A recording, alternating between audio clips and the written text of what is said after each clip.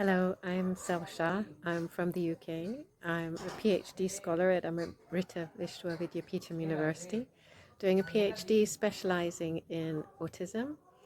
I am doing research in Rajasthan, and I first came across the Approach Autism charity um, when I visited Jaipur looking for support services for autistic young people. I was really impressed by the work that they do.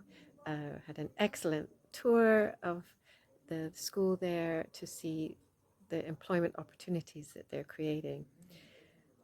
I really was so impressed that I went onto the website to look at their training as well, and ended up enrolling in the Train the Trainer course and eventually the more advanced course. And I couldn't recommend both of them more highly. They're extremely applicable across different cultures and countries. The knowledge is up to date, and also they're suitable for parents, teachers, and other professionals. So I would say that they're some of the best courses that I've attended on autism. Thank you.